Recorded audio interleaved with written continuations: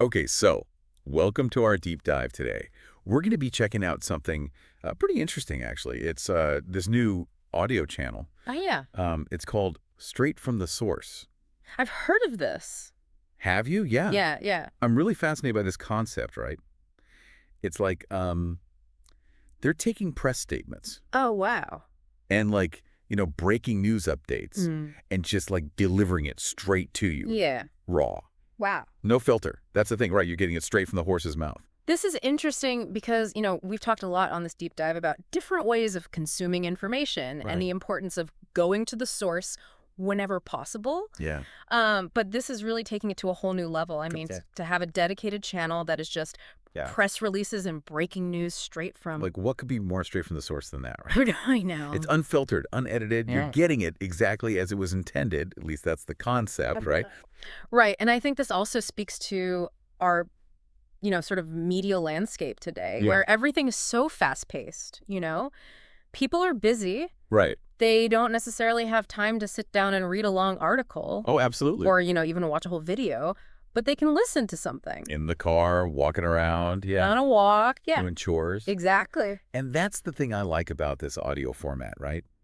Is it just makes news more accessible Yeah. to everybody. Right. Right. Yeah, absolutely. So I'm really curious to see, how this channel develops, right? Sure. Like what kind of press statements are going to be the most valuable. Yeah. Are people going to be more interested in hearing from specific companies, organizations? Like, is it going to be personality driven? Right. Or is it going to be more about the actual content of the statement?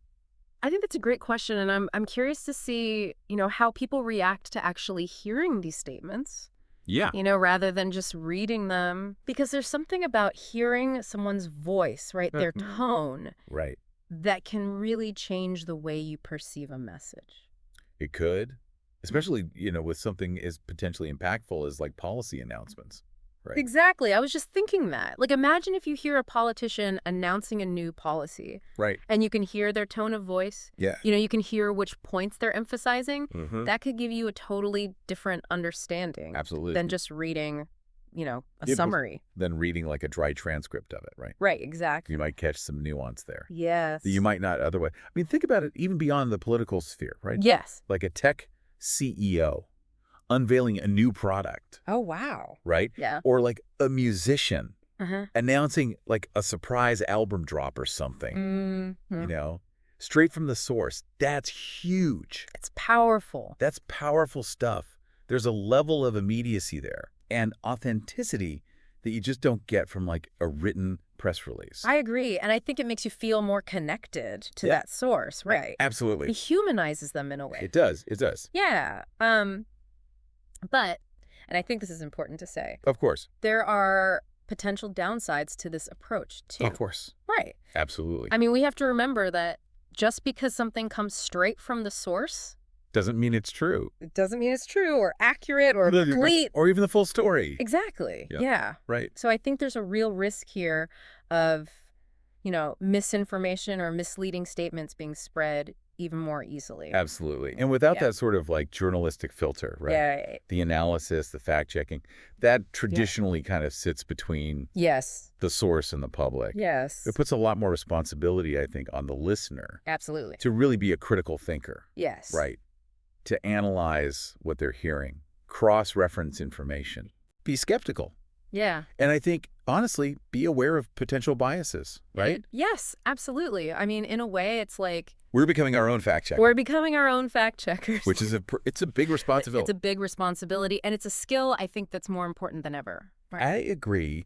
And, regardless of whether, this particular channel Right. takes off or not, Yeah. I think it raises some really important questions about how we're consuming information these days and how Yeah. we need to be More savvy. more discerning Yes. as consumers of information. Yes. Because this is happening everywhere. It's not just, Yeah. this one audio channel.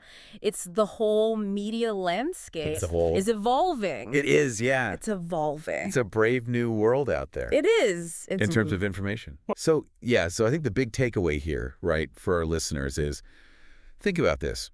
As you're navigating this complex information landscape, right, think about the sources you're relying on. Yeah.